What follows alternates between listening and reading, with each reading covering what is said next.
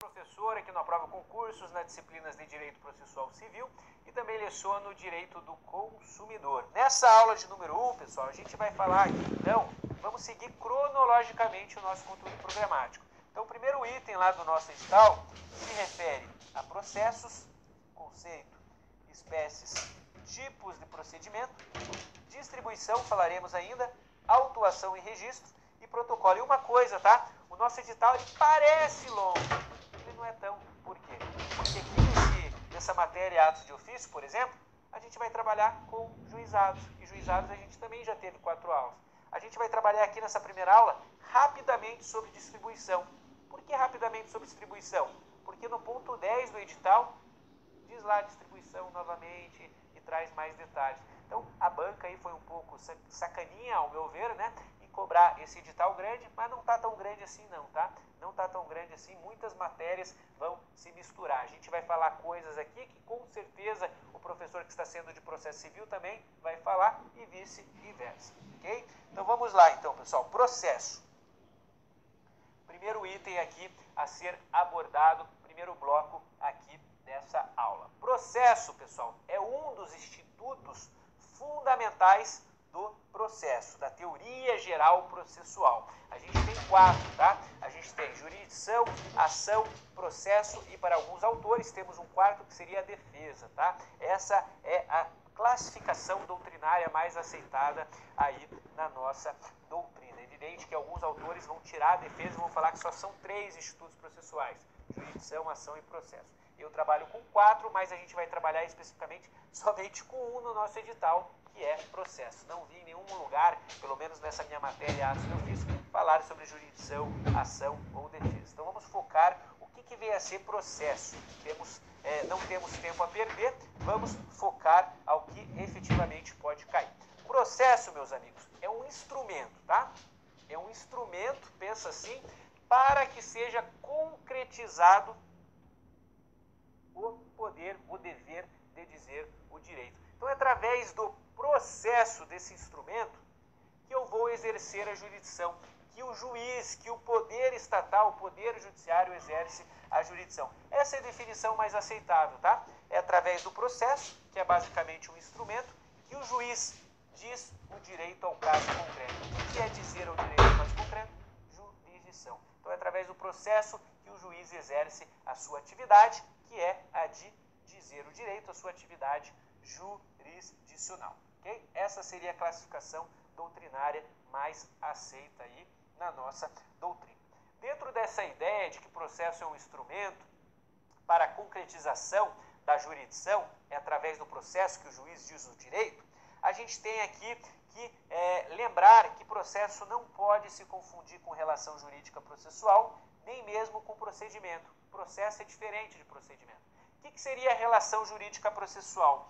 Relação jurídica processual seria a combinação de direitos, deveres, poderes, ônus, enfim, todas essas prerrogativas que têm os sujeitos processuais, aqueles que participam de alguma forma do processo. Isso é relação jurídica processual. Esse composto de direitos, deveres, obrigações, ônus, prerrogativas que os sujeitos que atuam no processo, sujeitos processuais, possuem lá naquele processo, ok?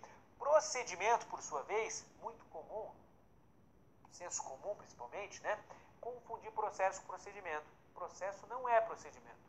Procedimento está englobado dentro do processo, porque a gente viu aqui no slide. Processo é um composto de relação jurídica processual mais procedimento.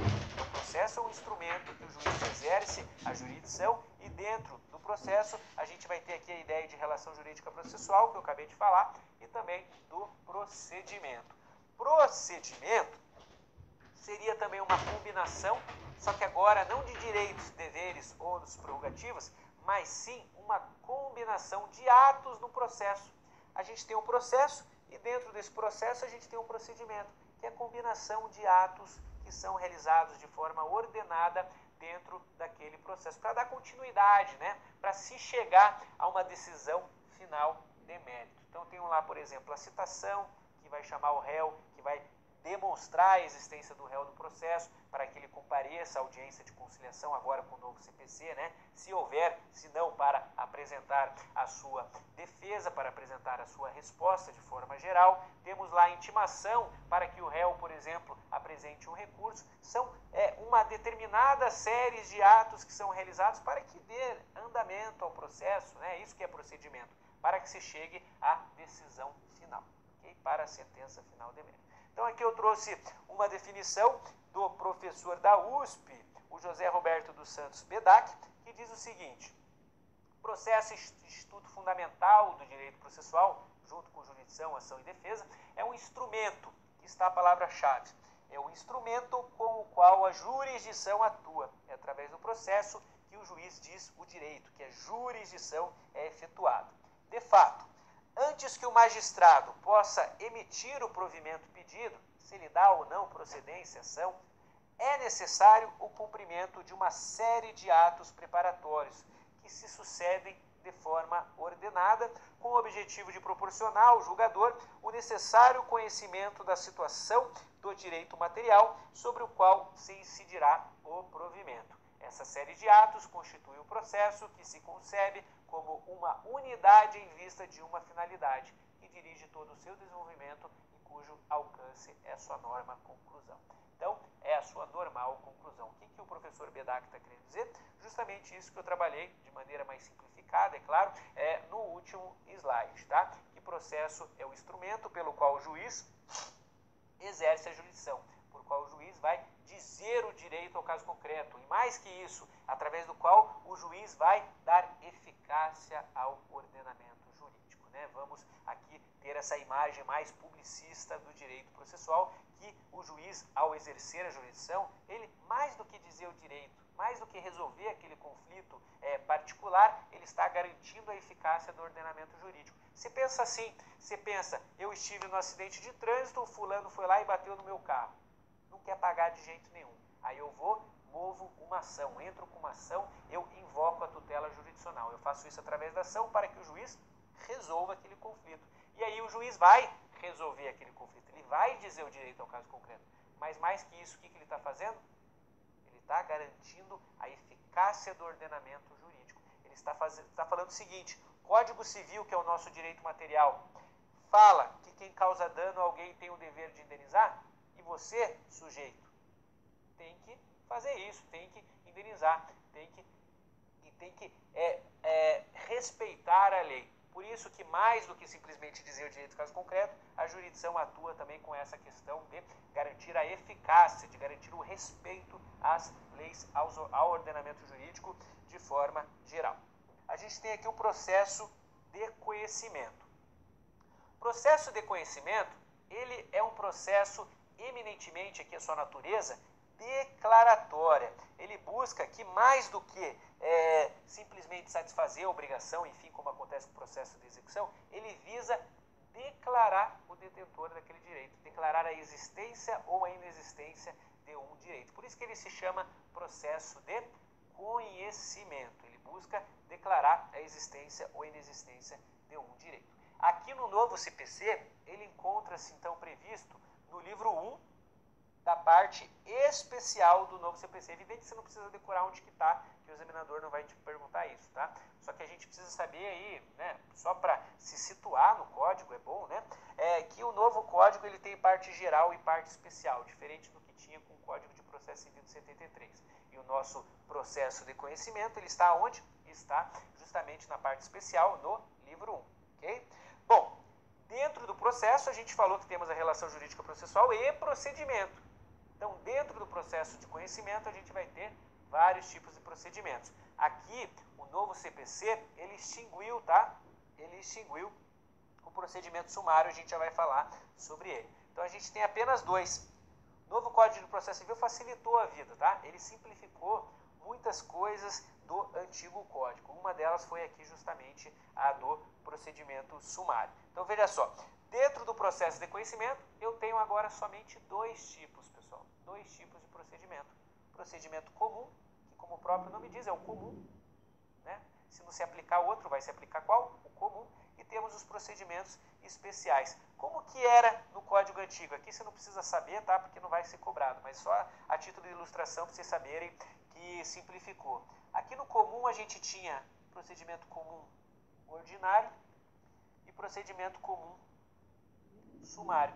Não existe mais, tá, pessoal, procedimento comum sumário. Agora o procedimento comum é único, é procedimento comum só, tá? Então, procedimento comum. E aí os procedimentos especiais que já se encontrava dentro do processo de conhecimento no CPC de 73, só que ele tinha um livro próprio. Ele não estava no livro 1, ele estava no livro 4, mas já era, né, pacificado e fazia parte, evidentemente, do processo de conhecimento. Então, o processo de conhecimento, uma natureza eminentemente declaratória, procedimento comum e procedimento especial. Procedimento comum, como o próprio nome diz, é o comum. É aquele que vai se aplicar, inclusive, de forma subsidiária aos outros pela falta de disposição expressa. Agora, ao outro, né, ao procedimento especial.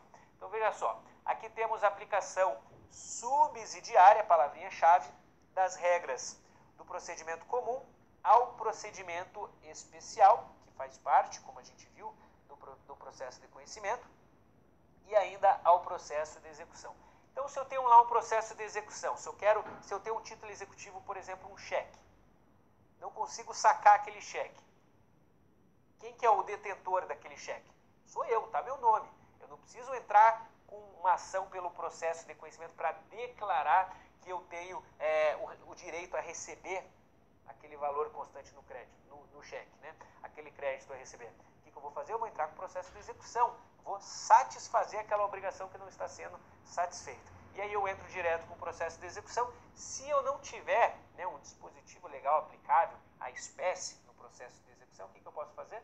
Eu posso buscar de forma subsidiária ao processo de conhecimento, procedimento comum. É isso que aqui quer dizer, aplicação subsidiária. E isso o artigo 318, ele vai reiterar aqui o novo CPC, tá? Só vamos falar do novo CPC nesse curso.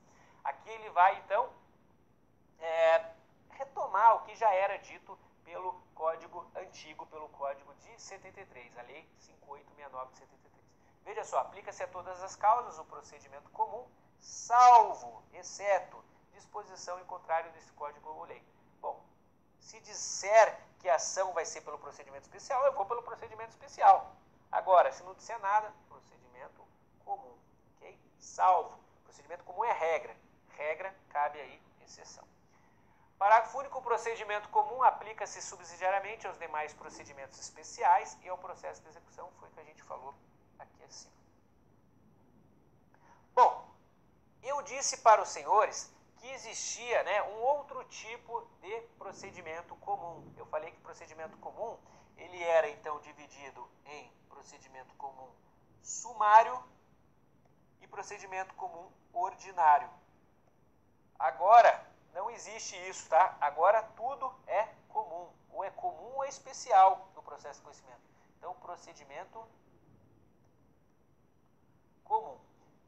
Ocorre que o que acontece? O novo código, pessoal, o novo Código de Processo Civil, ele que entrou em vigência, ele que foi alterado. Agora a gente tem outras leis específicas, leis especiais, que porventura não foram modificadas ainda. Não é tão fácil assim modificar uma lei. E nessas leis, por exemplo, usucapião especial, mas o capião mais simplificado, a gente tem a sua lei própria. Essa lei, ela diz expressamente que a ação de usucapião especial vai ser regida pelo procedimento sumário. E aí eu te pergunto, e as ações novas dessa usucapião especial? Não existe mais procedimento sumário. O que vai acontecer se não existe? Aí eu não vou aplicar. Aí eu vou fazer o quê? Eu vou fazer que essa remissão ao sumário, na verdade, está fazendo remissão ao procedimento comum. Porque agora não existe mais essa distinção entre ordinário e sumário. É o que diz aqui, pessoal, o artigo 1049 do novo CPC. Veja só, sempre que a lei remeter ao procedimento previsto na lei processual, sem de fato especificá-lo, será observado o procedimento comum. Agora, parágrafo único, que é o que nos interessa. Na hipótese da lei remeter ao procedimento sumário, então a lei de usucapião especial, por exemplo, que diz lá que eu vou aplicar o procedimento sumário, mas não existe mais, o que vai acontecer? Aí o legislador disse, será observado o procedimento comum previsto nesse código, com as modificações previstas na própria lei especial, se houver. Então, é isso aí. Outra grande novidade aqui em matéria de processo e procedimento no novo código é a seguinte, é do parágrafo 2º do artigo 325 do novo Códex Processual. Veja só, parágrafo 2º do artigo 325 vai dizer o seguinte, ele vai falar o que já dizia o antigo também. Quando para cada pedido corresponder tipo diverso de procedimento, será admitida a acumulação se o autor empregar o procedimento comum, sem prejuízo, do emprego das técnicas processuais diferenciadas previstas nos procedimentos especiais a que se sujeitam um ou mais pedidos cumulados que não forem incompatíveis com as disposições sobre o procedimento comum. O que está querendo dizer? Está querendo dizer que o procedimento comum é comum. Só isso. Ele está querendo dizer que o procedimento comum é um procedimento maleável, um procedimento flexível. Então, por exemplo, se eu tenho 2 pedidos lá na minha petição inicial, um desses pedidos, ele não deveria ser pelo procedimento comum, mas sim pelo procedimento especial. E aí? O advogado, nessa hora, qual que ele vai entrar? Ele vai entrar com a ação pelo procedimento comum ou pelo especial? Bom, aí se eu tiver 2 pedidos, um que abranja procedimento comum e outro especial, eu vou, é claro, para o comum, para a regra. Vamos para a regra geral, que é o comum. É isso que está querendo dizer, tá? Nessa leitura aí, que poderia ser uma leitura, uma redação um pouco mais clara, né? Mas isso está querendo dizer, se for feito pedidos cumulados de vários procedimentos, eu vou aplicar o procedimento comum aí com as ressalvas necessárias, ok? Então essas são as observações pertinentes a processo de conhecimento. Agora, o processo de execução, ele é um processo não de natureza declaratória. Eu já sei quem é o detentor daquele direito. Eu tenho um contrato lá que diz quem que são as partes, diz quem tem o direito ao recebimento pelo descumprimento da cláusula contratual. Eu tenho um cheque. Vou fazer então, aqui eu não vou declarar como ocorre lá no processo de conhecimento, mas sim eu vou satisfazer aquela obrigação. É o caso do cheque. Eu sei que eu tenho direito a receber, mas não consigo receber de jeito nenhum. Eu preciso satisfazer aquele meu crédito. Eu vou então pelo processo de execução. Aqui sem grandes ressalvas, tá?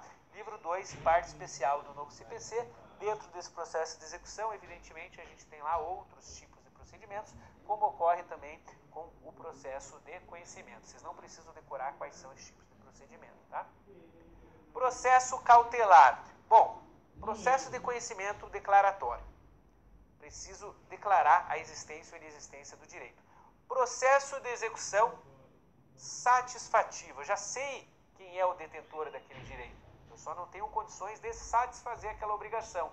Então, o que eu vou fazer? Processo de execução. Agora, a gente tem um terceiro tipo de processo, uma terceira tipo de tutela, que seria a tutela cautelar. O que significa cautelar? Acautelar algo significa garantir algo, significa assegurar a eficácia. Aqui, no caso, assegurar a eficácia de um processo principal. Veja, grande modificação aqui com o novo CPC, não existe mais, tá, um livro próprio para o processo cautelar. Antes existia no Código de 73, então Código de 73, agora estamos falando de 2015, que é o que vai cair na sua prova. De 73 tinha lá, livro 3 do Código de 73, do CPC de 73, um livro próprio, só para falar de processo cautelar. Aí tinha diversas ações, ações de arresto, ação de sequestro, busca e apreensão, depósito, vários tipos de ação. O que aconteceu agora com o novo código?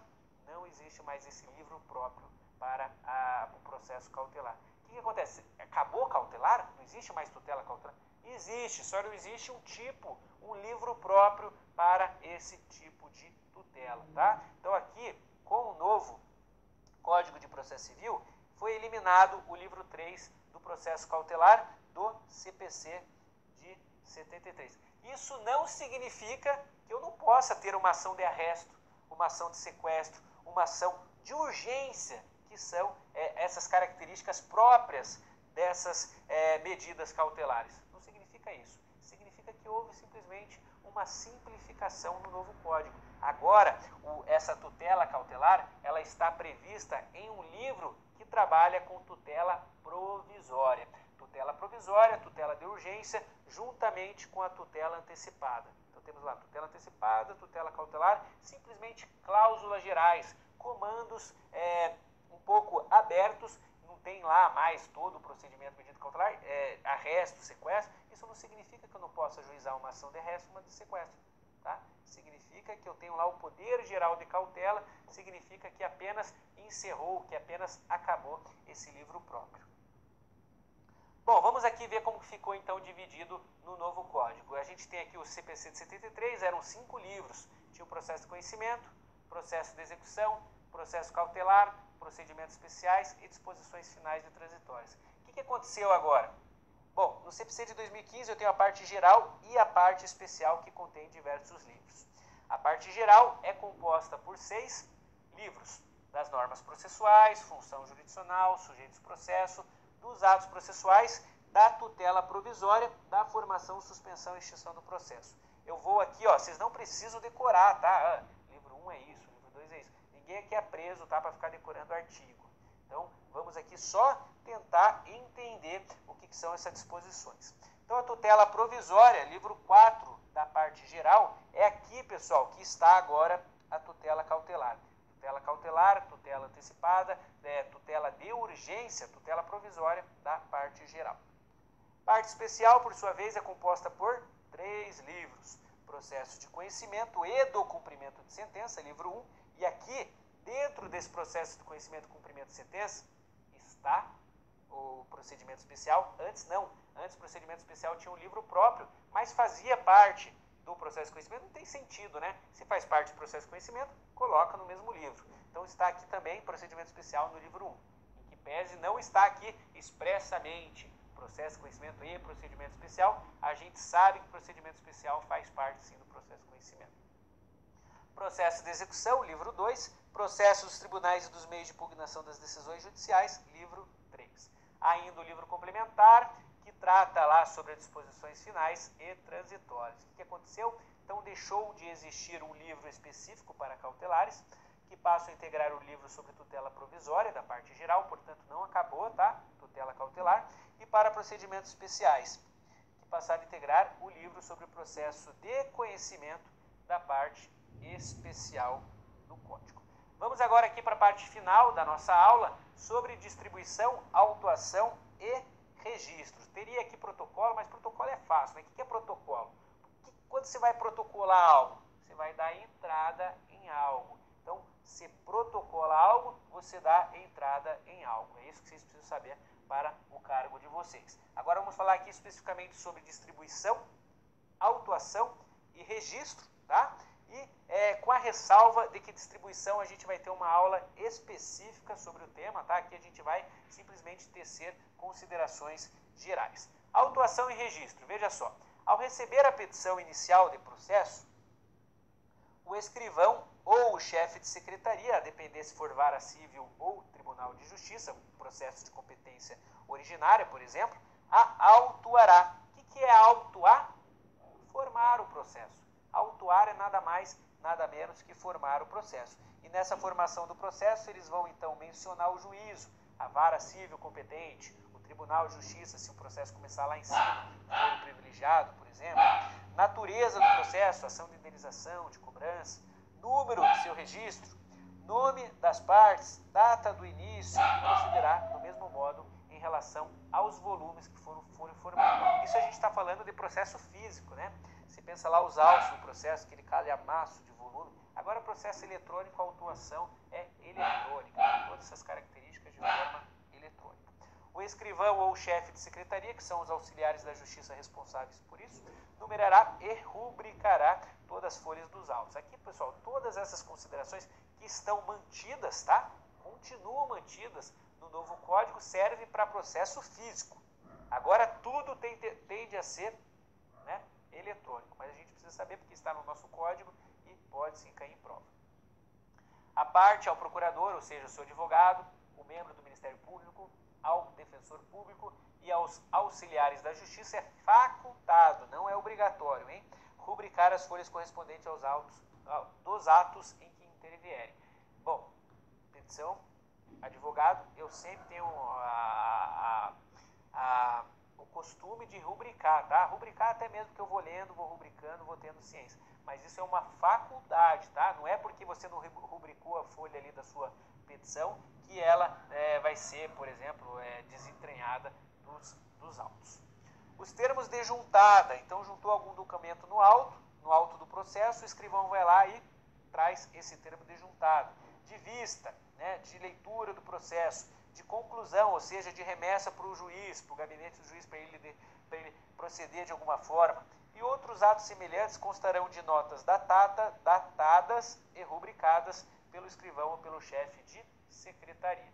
Os atos e termos do processo serão assinados pelas pessoas que nele intervierem. Todavia, quando essas não puderem ou não quiserem firmá-los, o escrivão ou chefe de secretaria vai sempre certificar a ocorrência. O que não está nos autos do processo não existe por direito, tá? Então é importantíssimo. Se não quis assinar, quer dizer que não vai existir? Não.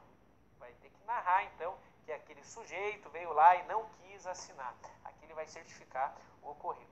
Quando se tratar de processo total ou parcialmente documentado em autos eletrônicos, que é a regra desses processos, dessas ações ajuizadas hoje em dia, os atos processuais praticados na presença do juiz poderão ser produzidos e armazenados de modo integralmente digital, em arquivo eletrônico inviolável na forma da lei de processo eletrônico, enfim, mediante registro em termo, que será assinado digitalmente pelo juiz e pelo escrivão ou chefe de secretaria, bem como pelos advogados das partes. Eventuais contradições na transcrição deverão ser suscitadas oralmente no momento da realização do ato, sob pena de preclusão, devendo o juiz decidir de plano e ordenar o registro no termo da alegação e da decisão.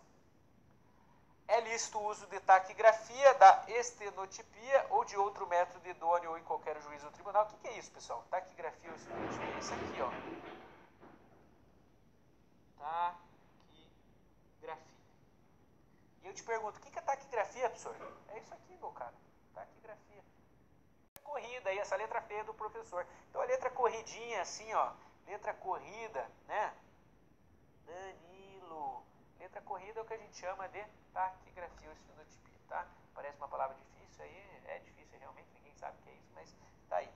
Não se admite nos atos e termos processuais espaços em branco, salvo os que forem inutilizados, assim como entre linhas, emendas ou rasuras, exceto quando expressamente ressalvado. Isso para quê? Para garantir, né, a integridade do processo. Né? Não vou deixar um espaço em branco que depois vai lá a parte e assina o negócio. É a mesma coisa a prova, né? Não adianta deixar a prova com lápis, que daí o aluno vai lá, modifica a questão, ou deixa o espação em branco, depois ele vai lá e complementa e fala, professor, você não considerou isso a minha resposta? Mesma coisa serve aqui para o processo. Meus amigos, apenas uma ressalva. Aqui a gente teria mais alguns slides, e isso está no material complementar em PDF, tá? Sobre o procedimento da autuação, sobre a seguinte rotina que vocês terão, eventualmente, em processos físicos na formação do processo. Aí vai falar, você vai trazer o processo, você vai pegar o mais antigo, depois o mais novo, né? Primeiro sempre o mais antigo, aqueles que vão chegando, vai narrar o número do registro, vai fazer qual que é o número da ação, enfim, traz um procedimento prático para vocês. É importante porque estamos falando dessa matéria atos de ofício, portanto, vamos dar uma verificadinha após essa aula no material complementar em PDF. Vocês vão ver que é bem tranquilo, tá? Bem tranquilo essa rotina que será a de vocês aí, se Deus quiser. Então, peço aí a gentileza de que dê uma lidinha ao final dessa aula. Para finalizar, a distribuição. Distribuição é o ato processual que antecede ao registro, ocasião em que se procede à divisão dos processos entre os juízes que tenham competência concorrente para apreciá-los. É providência indispensável nas comarcas onde existam mais de um juiz ou mais de um escrivão. O que significa isso, pessoal? Bom, eu tenho 2 juízes em matéria civil. Tem o juiz João, tem o juiz José. A parte foi lá, entrou com a ação, levou a petição inicial, protocolou. Né? Deu a entrega da petição inicial, protocolou. Agora, para qual juiz que vai? Então, distribuição é isso. Eu preciso saber para qual juiz que vai. A distribuição, só vamos falar em distribuição quando eu tiver 2 ou mais juízes com mesma competência, tá? Não adianta eu ter um juiz criminal, um juiz civil, e for uma ação de natureza civil, eu já sei para quem encaminhar, para o juiz civil. Agora, se eu tenho 2 juízes com competência concorrente, 2 cíveis, 2 criminais, 2 trabalhistas, eu tenho que fazer a distribuição. E a distribuição ela vai cumprir uma determinada alternância. Primeiro vai para o João, depois vai para o José, depois vai para o João, depois para o José, para não tumultuar, para não acumular de serviço determinado magistrado. Apenas para finalizar, todos os processos estão sujeitos a registro, devendo ser distribuído onde houver mais de um juiz. A distribuição, que poderá ser eletrônica, será alternada e aleatória, obedecendo-se rigorosa igualdade. Nenhum juiz vai ficar com mais processo que o outro, tá? Aqui na distribuição. A lista de distribuição deverá ser publicada no Diário de Justiça. Como eu havia mencionado, a gente vai falar sobre distribuição quando a gente chegar no nosso item 10 do edital, que lá a gente tem outras características a se falar sobre distribuição, distribuição por dependência, enfim, várias outras questões aí para a nossa prova, ok? Peço desculpas aí se eu passei um pouquinho do tempo, pelo menos eu consegui trabalhar com os senhores a matéria. Peço a gentileza de lerem rapidamente como que se trata lá o procedimento de autuação, fazendo aquela ressalva que é só para processo físico, né? São questões mais procedimentais, também acho difícil de ser cobrado em prova, mas está lá no material complementar em PDF de qualquer forma. Desejo aí todo sucesso, ótimos estudos, força, foco e fé. Estamos juntos aí até o final nessas nossas 28 aulas. Um abraço e até mais.